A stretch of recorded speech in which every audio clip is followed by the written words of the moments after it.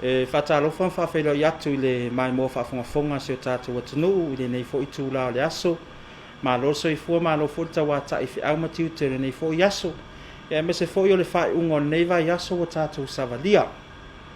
Ai usi mai alau mai mō whawhonga o le porokalame whapitoa le nei i whātalatala noa fo i masa ili se tō whā i le Afioga i le sui Palemia o tātou malo. O ia foi o le minister mtanga luenga o tiute matupe maua. Le Afioga ia Tuala Tevaga Iosefo Ponifasio i le nei foi Tuala le aso. E iai nisi o mata upu. Patino le mtanga luenga ia ai maise foi o le Pulega whaatonu o le awa Malosi. Ia ua tatau mo no mea ai foi ona sa ili se tō wha ma se wha manga manino. Mai le tātou malo e ala i le Afioga ni minister. Ia po le Afioga foi sui Palemia. Malosi i fua whatalo whatfo i lau Afioga ni nei tai au matangofie. Ia, talofa tu singa, malo le alafa i maile nei tai au, whaftai mo le awa noa. E mua no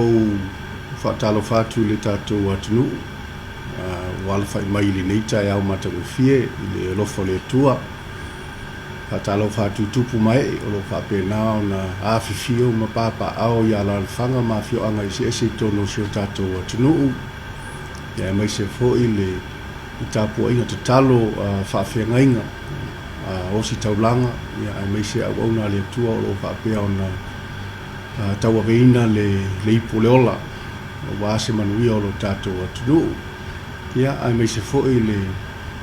tāpua inga i le Afioga i le amamalu le malo. Ia le Taitai Palemia malana kabineta le fonga fitalai. Ia mai se fo i le mawalunga o le Palemia Samoa. I le nei tai au ia o te whaatalo whatu. Ia whapea fo i le whaafubai o le Afioga i le whaamasino sili ma le vasenga o whaamasinonga. Ia mai se le loa o le tātou atunu. O lo whapea nā o na maua maili nei whaasalonga i le nei tai au. Ia, Malosi i fua, whaafatai fo i lau Afioga le whaavanoa ina o lau taimi. Ia tā te tala noa i fo i me whaasoa e tu sai fo i o le mata upepe o nta ua le taimi o sola. Lau Afioga tamua tuia sa mātou fesili wha mole. O le ngā luenga ma le mata whai o i tū pito a le Pulega whaatonu o le awa Malosi. E mawhai o na sau noa whaamanino lau Afioga i le a ano a toa ma le mafu anga na fua ai o na whaatu le Pulega whaatonu le awa Malosi. Ai maise fo i o lana fuafuanga mamao ia mana ngā ruenga whaatino lo whaia i le teimi nei wha mole lau Afioga. O le Pulega whaatonu o le awa Malosi o se komiti lea na whaatuina i lalo tula Fono. I tu tonu o le tātou malo o lewa na iei le komiti lea. O le ano liu ia po le sini foi o le tiute tau ave o le nei komiti na ia latou whaatonu tunuina. Le ngausia ia ma le whaatauina o le awa Malosi tonu o si o tātou atunu. Ia ina ia maua i le fofonga tau mafa o le tātou atunu. Le saonga le mū i le tūlanga o le awa Malosi. O le mole si le fia i le tebi nei o le nei Pulega o loo whapea o na awai uma nisi o waiai anga waa whapitoa i tutonu lava o le tātou malo o loo whapea o na o Taitai Fono i le teimine nei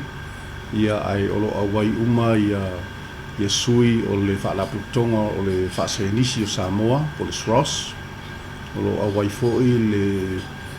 le vaenga o le loia sili ia whapea foi le soifua maloloina ia o lo iai foi ia tamali i o le tātou atunu ma ia Afioga o lo whapea na lātou whaufautua foi a wā foi se perspective ia po se vainga foi lele se sao mai tutonu o tātou Afioga ia o lo whapea nā o na whaatauai le awa Malosi o le nei la whaalaputonga o lo lima taitaina i lalo o le tula Fono o le Alcohol Control Act lua afe luas fulu o le lua afe luas fulu na whaafouina ai le tula Fono le nei o le tula Fono e whaatonu ai le Pulega o awa Malosi ia na sui mai i le tula Fono sa iai le lua afe luas fulu ma le iwa ia o le tula fono la le o lo lima taita ina ai ngā ruenga whaatino a le komiti. E le ai se tūlanga fo i le e mawhai al komiti o na whaonga se Malosi anga se e au noa ma se Malosi anga o lo whaatula fonoina i lalo le tula fono. Ia pe o le tala le tu sai ma le komiti. O fofuanga le komiti le teimi nei ia wai e fono lava la tau i masina taitasi. Ia o la tau o lo whapena o na aiaia uma tūlanga i tu ina tuai se le sene mo e fo o talo sanga mai e fia whaatauina le ava Malosi i tutono la tau whale o loa. Ia o lo iaia inga uma lava o uma na wha tūlanga ia e au ili ai pe anga vaa le tu atuino se le sene i whale o loa nei pe le ai. O lo i lalo fo i o le Pulega nei whaatono le ava Malosi le Malosi anga e ilu nai ia talo sanga o e o fia ngā sia le ava Malosi i tutono le tātou atunu. Ia o la tau fo i la e ilu ina le tūlanga lea ia matu ina atu le whaatangana ia o la tu lea i se laisene e whai ai ona la tau ngā sia le ava mo le whaatau ina atu i whalo loa o lo itua. I le teimila nei e tō valu ia whale ngā si ava Malosi.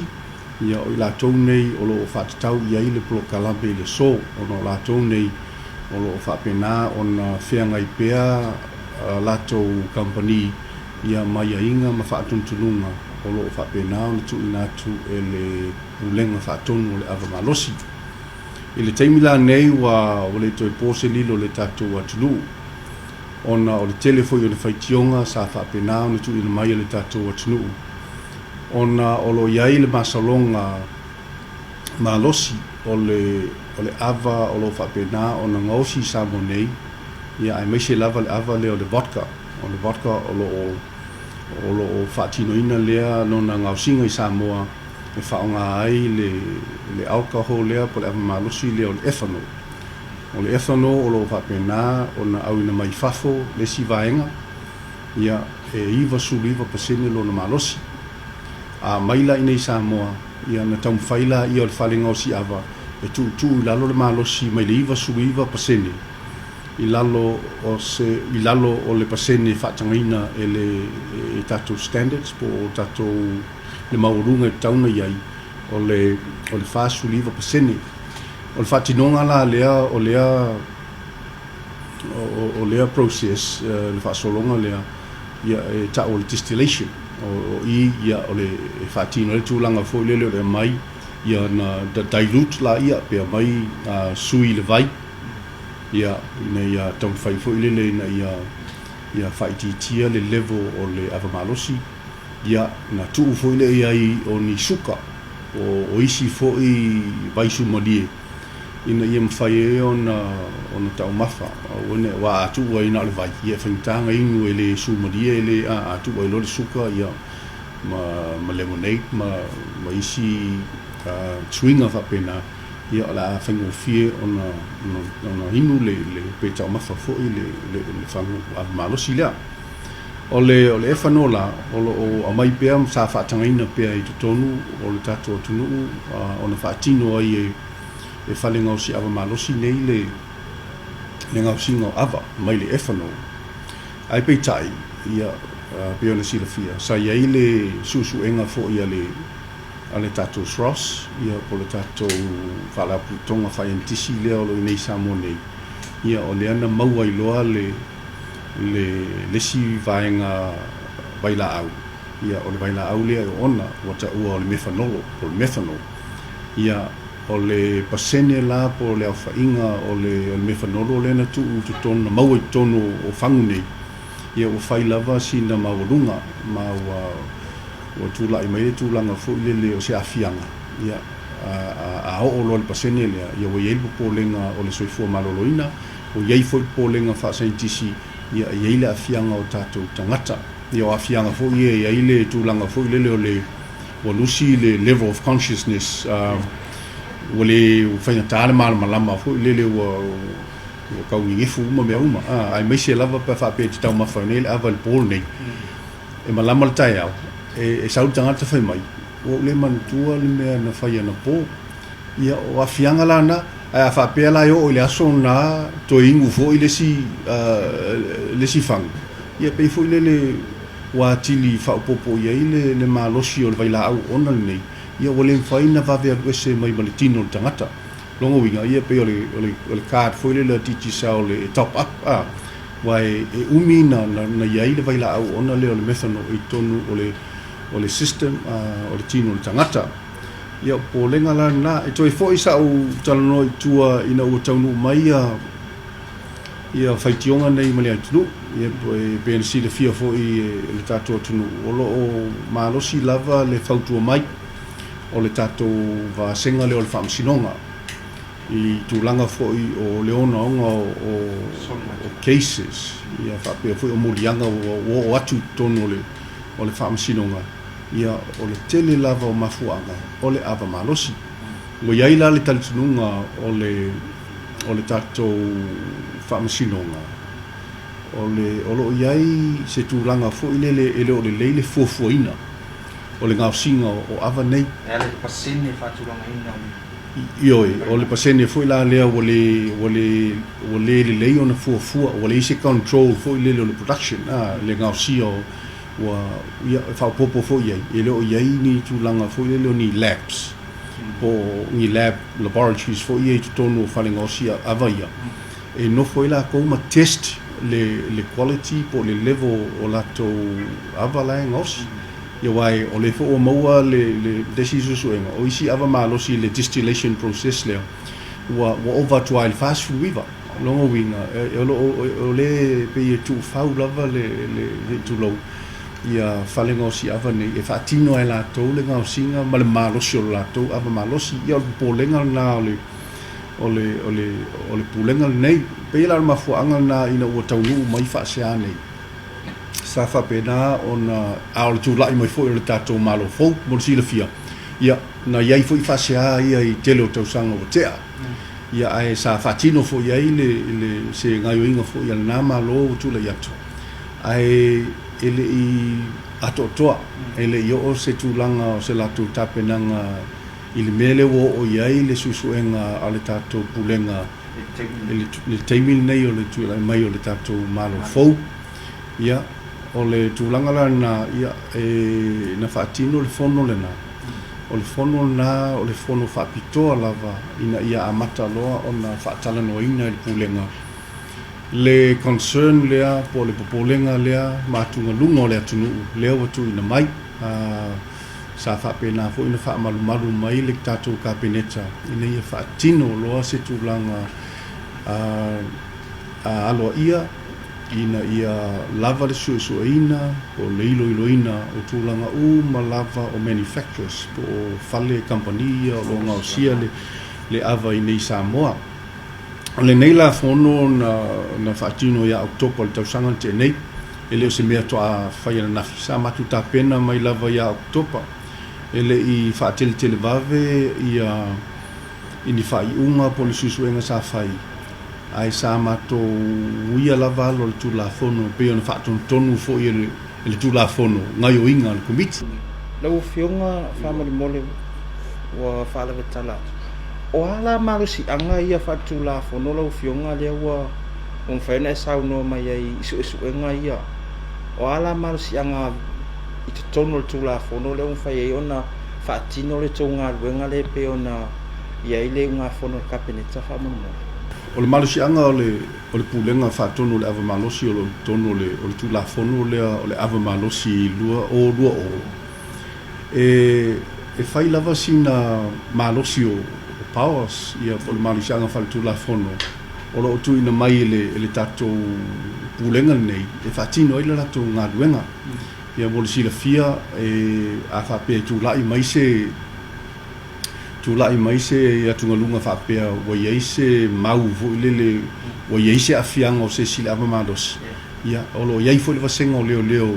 i tutono le komiti nei o la toula i tāpena mai li poti ma whai susuenga ia na mai fo leo se la to manatu se fono o le pulenga o Malosi anga e ma whai le pulenga nei o na tau fia se production se ngā o sia o se ava e mwhainga shut down ai ni mafu ang te tau e le whape sona o le winga lea e sai tia fo il komiti tele o tai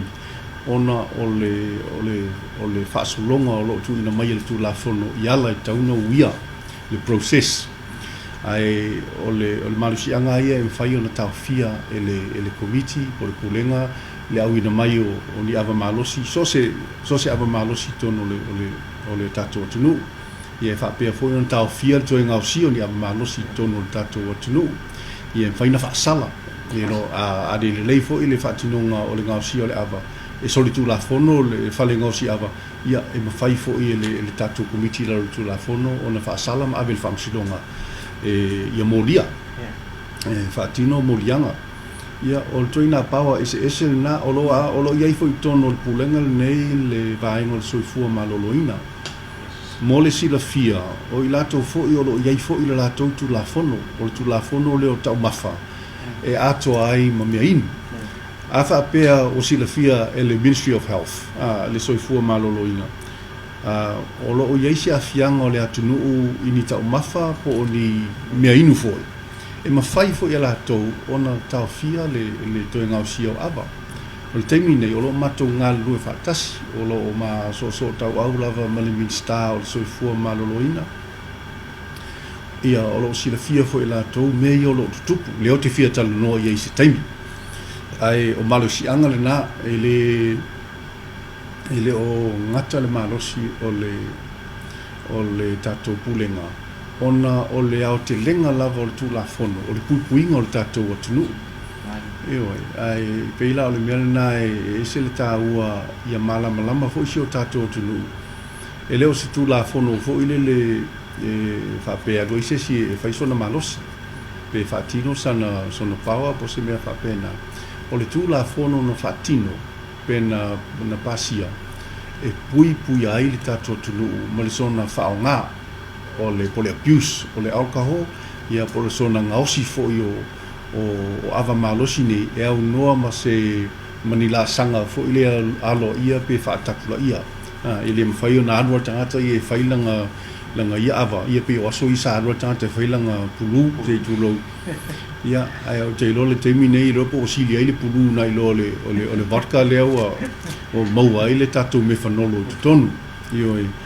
Ia o nai Malosi anga na o le tatou tula fono. Ai o le tula fono foi. O lo iai pena o whea. E iai ia awala i uia. O lea lai se teimi na o whamatala lea o le tūlanga lea o tūla. Mai leo o iai le tatou Pulega le teimi nei ia ma le au ngosi ava Malosi. Ia na manino foi lea o ala o tula fono lo whapena o na Savali e le Pulega. Malo whaftai sau no e lau whionga. O lea wa tūla i maile se tasom tā upu lau whionga i teimi nei. Ai maise o le iai o le atunu i la lo polo ingo whaalawela whafose. O no le COVID se furuma le iwa. A lea wa tau fia nisi o tua inga ava Malosi i le teimi nei la lo ia ingo le polo inga i peontu inatu le Pulega whaatomu o le ava Malosi. Lau whionga e le lei peona tu usa awa tu le fesidi. O la le mafua anga wafu ai ona tau fia e le Pulega whaatono le ava Malosi ia le whaatau watu o ia ava Malosi whamole i tutono le atunu. I le teimire nei. Ia, masalo na ua maua le na saunoa le tatou Taitai o le tatou atunu ina ua uma ona whailoa i le kabineta. Ia me se foi le komiti o whaalawelawe whafosei le New York. Sa whatino uma tūlanga o le whituna inga o tūla fono le tātou o vau. Ai sa iai se avanoa na o talosanga ina ai le kabineta. Me se foi le whionga le Taitai o le tātou malo. Ina ia alo ia mana ia mai se tualalo. Ona olo iai susu enga whaawau. Al tatou Pulega whātuntono le ava Malosi. Iai lava le Pulega. Ia ona o lea o peona o whai atu sa maua le me whanolo. Le vaila au ona le tutono.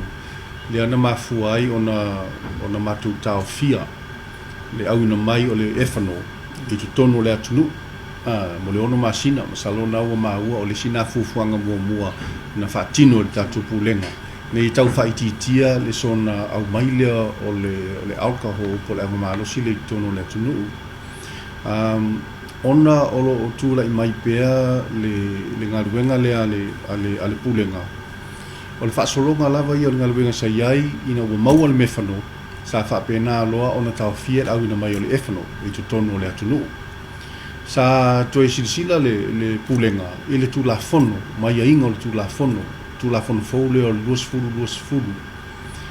Sa I lalo le tūla fono, o lo iai le malosi anga o le Pulega ina ia sia ma fai lato inspection I whalenga o si aval nei lea la o le sina mea na mua lava whaatino e le komiti nei ina ua whaata oto fo ia lato fuafuanga mo le susuenga o le ava malosi o le ole I tua I whalenga o si aval nei ma sue le tūlanga o lo iai le ngausia o le ava te le lava le wha le tonu na tūla I mai sa maua I le tūlanga fu lele o le lema maa o masini ia me se vole no fuanga o lo whapena o na ngausi le ava o se popolenga mua le na o le longa lua ia e le o mawhai e whale ngausi ava nei o na tu ina mai ia whamatalanga ma whamaumaunga o le tūlanga fuilele o le whatinonga o le latu ngausi o le ava o le quality control management e le o iei ni whamaumaunga e whaina latu whapea mai I le komiti o le whainga lea ma te whai ai ai o lalo o le tūla fono so se teimi lava e tāpā I le Pulega po le komiti lea le ia whaamaumaunga ia e te tau I le whale ngausi ava o na tuu ina mai e whailoa mai ai o lea lava I usta ia mulbulta ia le tūla fono I le ngausia leo lato avamalosi la e comply lava e peitai ina o atu lea singa e le ima whai e whale ngausi ava nei o na tuu ina mai whamatalanga nei vangana ai le taula ma le vailima o pe o la to ia e lalo le ese le standard po le level lai e tong faila to ia la to ngal ruem comply ia most ia le vainga le vai fafo po international standard yo inala o ese vai le taula ma le vailima o le taula ma le vailima ia I fu la collaboratives e la collaboratives Si tono o la to whale ngausi ava e nofo ala to ma test o la le control management ale taula ma le vailima a wisi uma whale ngausi na nga I le komiti ia whaanoanoanga na wa taunu mai le poti le komiti ia wale ato toa le tūlanga o le compliance wa manino na le komiti ele ousta ia e whale ngausi ava nei ia inga o le tūla fono e tūsai ma le whatinonga o la tō whale ngausi ava ma le whausi o le ngausi o le avamalosi e o lesi mea e te tau fo I le avamalosi le company whai avamalosi o na tu ina mai qualifications po le anga vaa o tangata o la tō whapea o na ngausi le ava wai le whai e au po oe nta otu whai le ava ta te leilo whai e I tangata I le anga vaa whapitoa o mana onga na tūla fono e te tau na iai teimi uma la tu te whatinoa le ngausi o le ava ai peitai ina ua tāpā fo I le Pulega le ia anga vaa nei e le whaini tu ina ifo ma whailoa ifo e le au avamalosi mai o lesi mea e te tau fo I le company e whausia avamalosi o na tu ifo I le Pulega ia la tu whaamaumaunga po le formula o le formula o lea o ngausi le ava ia pe o tūlanga lea o se atunga lunga lea o le komiti le Pulega o foi bai nei ma le whaanonoa ia o wa iei le popolenga e lea o le lei o na ngaosi le avamalosi I to tonu le tatou atunu a tonu o I le la sanga lea na iei le popolenga lea na afua I loa o na toi fono le komiti le Pulega ma whai I loa se whai unga ia o te tau loa o na whaatido le malosianga o le Pulega I lalo tūla fono e tusi ai ma tāpā umai I alo ia le tāpā ina I lalo tūla fono o whaamamonga nei ia na tusi lola I o le Pulega I company avamalosi uma nei ia au mai uma tō whaamamonga ta umai po ai le nae whaia le tō o ele kou master o le ale formula nae whaatino ai o atu langa o standards ia po le quality o le lei ma le mamā ma le saunga le mu o le ngausi o le ava o le temila nei na ave ele matu tusi tu ele fitu aso e whaao o mai wha maunga nei ai peitai ua talosanga mai nisi ua le mwhai ona whaatino ona o le COVID ona o le lockdown lea na iei le tatou atunu o lea foi lana toe fono e foi le Pulega ia ma whai foi le whaiuma e toe ave iai le si fitu aso ia le temila nei lea la o le tūlanga na leo iai o leo iai le fitu aso le ave iai a le mwhai loa ona whaamaliaina le Pulega le awala mai lea i le iai ngol tu la fono tauna na usta ia lato ia na maua ro leo se avanoa e o iai le sila sanga o le sila la sanga lea e tu ina mai le tu la fono ia ole a faile tu langa foi le o se pe o se fam sinonga e tauna na vala au tai to tasilo ia tangata nei le au fale ngausi ava nei e anga i mai fatare no mal Pulega pe anga i mo fam sino e fai le Pulega nei le tulanga e tau fa peta ni o le hearing ia fa sa mo pe o se suenga fa sinonga ai le o se fam sinonga pe o se ava no le e tu inatu i tato company ngausi ava Malosi e mai se fam talanga po le alme wala le comply le alme wala le bulmuta ia tulanga o tu la fono ia o se avanoa lea e fesilia tuai le Pulega ia matali mai po le ale mafuanga ai o le tu la fono ia e taua e le fale ngausi ava ona whaamalie e la toua ia tūlanga o le tu la fono o le mela leo ua tūlai mai ua mafua ai ona ave le tu alalo ale ia te au nei ia meise foi o le Pulega i le kabineta se tu mai lava se avanoa se i whaatino whaamai ai le susuenga le whai nana wa lava ia moli mau wa lava ia whaamamonga wa iloa ia le Pulega te lea i o le whaale tonu le iai ioe o le si mea mori si le fia o lea whaina tu ina mai e leo le la tou whaamamonga o no whaalewalawe o lo tutupu o lo a fia ili ava Malosi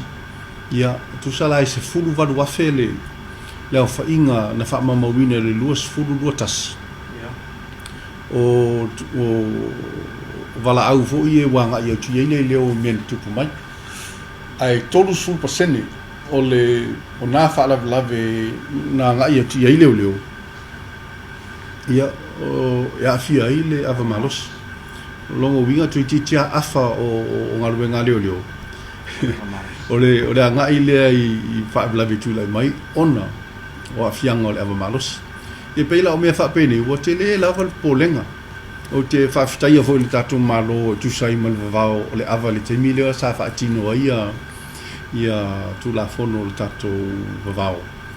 mai na maua lava le whaalinga mai leo i le whaingo fia o le latou ngaluenga e fo le lagona fo ile o le tatou atunuu e uti tai lava le tatou atunuu i tūla fono o lo si le fia fo i le tatou atunuu ai meise le latou lo taumawhaina le ava lea i lo ua taltununga o lo iei le afianga ai i leo afia tele tatou atunuu i le taimina le whaataunina i le ava o te whawhitai ai fo i le mamalu fo le atunuu le lava Palemia le lava usta ia o le tatou tūla fono le vavao o ta ua leo o le ini ni whaalawalawe ua tūlai mai e afia le ava Malosi taluna whai le vavao ia e le whapeo se tūlanga fo ile le whapeo le a tatou walu e a whapea o le ua iei le tō wha i le tatou malo te tala le pia ono le pia o lea pia no taua o lo usta ia le taula ma le vailima ia ala mo le whaatinonga o le ngausia le Malosi lea la na iei le whaiunga e a tau wala atu fo i se tu alalo ale tatou Pulega ia te tala le pia ia maua pia le ava tau mafa ale atunuu ai aua le talaina le tūlanga lea o le ava Malosi lea o le vodka lea o le o whaonga ai le efano lea ia o le mafuanga na whawhitai fo le kabineta taliaina o se tu o lalo o lea lava e whaauau susuenga mai e ele talitununga a mai al susuenga lea ona manino lo lea o le whaatulangana o standards ia po le level de tau ona whaatino ai e tasi ale level e langtasia mai a tatou whalenga o singa le a Malosi ia ona i ese a whapea wa o lesi mea e lo i tutono tula fono a o whalenga o si ava ia e te tau lana iei mo meo potu sua ia po laboratories ia pe o le vailima ma le taula io ina ia mawhai e iaso ona testi ale ia le a Malosi o lo lato whapena o ngau sia matu i tonu whanu whatau atu o lea fwoi tilo lo pitanga luenga i le lato matawhaioi le Pulega le a mese le pitanga luenga le a matou o tupe maua matiute o matou leo o pe o lo ia i le Malosi anga fwoi le tula fono e whaatino ai le ia nisi o vaenga ina ia o ma whaisu suenga wai o lo ia i fwoi le tatou la fonga fwoi le tau le excise tax o lo mwhai ona maua mai le ngau sia le ava e ele tupe maua le tatou o tunu e le taimi nei mo le sia le fia le tatou o tunu e le o na nau tele le tatou matanga luenga ini tupe maua io a fa pe la vata tu tuli tupe maua e tu fa wale tu lango ngau sia wa tele tupe maua mai o le excise tax e fia se tupe lo e fai lava si tele fai lava si tele o le tupe o te loa e o le tolu sulu miliona o lo maua mai le ngau sia o ava Malosi nei i fatawina pe o le tupe le o le matuno po le 5% le o fa pe ona maua mai le tatu malo mai le fatawina ma le ngau sia o le ava Malosi le teimilan nei o lea manino le tatou Pulega i tele tupe le tatou malo i mawai e ai peitai o le o matou whaamuamuaina le saonga le mu ma le soifua maloloina o le tatou tunu ia o le tūlanga lana iai ina ua talia le kabineta le matou tualalo ia sa whapea loa na whaatino le whaasisilanga le na avatu ia o te tala le taula ma le vailima e iai ia isi laina e lua le vailima ma le kabineta ma le taula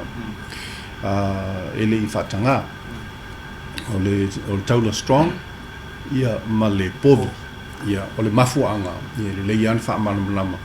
ona ua tuina mai whaamaumaunga leo i lato tata ia po o lato recordings ia o le tausanga luas maltas ia o whaalawelawe whaafuosei na ngai ai leo e mawarunga lava le afianga o tangata i le whangu leo le rover o le tele lava o whaalawelawe ntulai mai e ia le fisili fo ile leo le pia sa tau mafa pe sa iese ava sa afia ia o le tali ia ioe ia o le ale toinga ava ia tau mai o le rover ia e siri ala le rover ia tūrua tuailoa ma le taula strong ia e mo i lava o la e o lo whapea bai latou e le o whaia ni latou ava Malosi i le efano po le whanolo ai o manatu le komiti ia o lai te tala lesi leina o le latou ava Malosi e whatau ai se i tau fiofi pea le taula strong ma le povi ona o le olo iai whaamaumanga o lea iai le mafuanga i Pulega ia o tūlai mai ona o lo a mai whaamaumanga e leo ni whaamaumanga fo i e ua haloa ia o whaamaumanga o lea lawe whaatino e leo o lea lae e atangia mai ai o lo o iai a fianga i le taula strong ia o le pei o le mafuanga na sei na ave le matu tausanga se to titi lava ai si fa mai he a uma nei susuenga ia ona maua leo o se tato fuafuanga mo le luma au le ma ua la ufionga o le fu uma na sa no fa manino i mafuanga uma ia wa fu iona tau fia ia toinga ava Malosi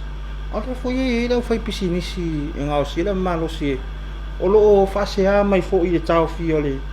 e se mafuanga te tau lo fionga wa fu iona tu ina mai pele la tu fa se a o le ua mana malama i le mafuanga i pena folosia tu e lau fionga ma le Pulega komiti whaatona la Malosi ia si le via fo i o le naunau ta inga o tata fai pisinisi o le profit o le tupe e le ganga na o le tatou malo pe no fai atu o lea fo i le tupe mau al malo ai tatu le o ai le tu na tatu wo mo e fai le mele yoi fa mo sa ngole mo tatu tangata o le o winga na i o le o fai business e le tio ho ila se si o ngai o lai fo e ye ila to me to tongi me fa pena ia ai o le afianga o covid ia si le fia fo afia u male atu ai afia u ma le o fai business ai a mo ro le avano le business e to tala ile ia po le taula male male povi sa tau fa o mo le avano se i to fa tino ile la to le ngau se ino le ava ia pe ta ia o fa no ngal na o va ve on na mai fai tionga i luno le FM ia fa pena mo le TV ai le ase si o sau ia tia ia a fa pe la e mama la to le tulanga fo le o le comply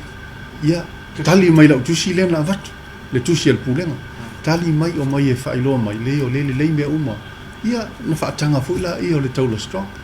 ai fangata o le wa mai le fa mo nga le o le tu dua pe tu dua le taula strong ia fianga o fa la o le tu mai ia o nei me uma ele le ia le feu tanga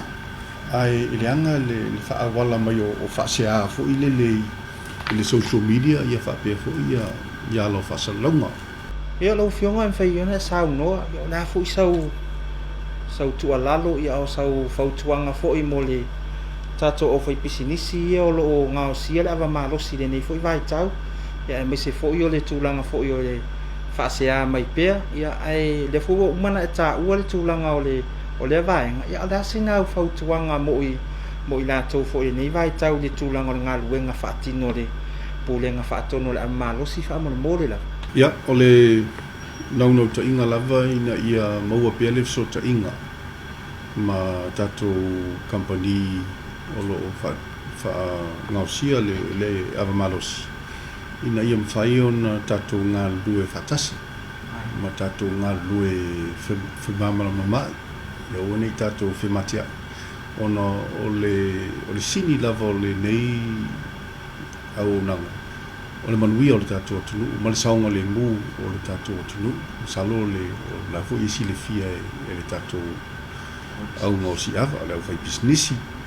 o le naua toita dia la o total sanga mo se fa bopongo ni na yaso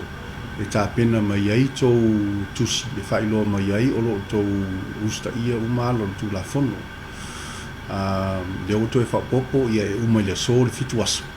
ai o na o to tu watu le si fituaso mai le aso na watu ele tusi o le tal sanga ia ina ia to utangia ia tal sanga o tu inatu o fa mo monga o lo mana mia le tato Pulega i lalo tu la fono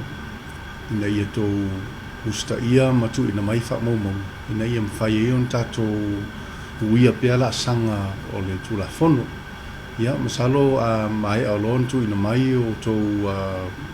tali mai le tal sanga o tu inatu ia on tato la sia foi le situlanga o la mo se avanoa tato te feilo iai tu avanoa lava le tato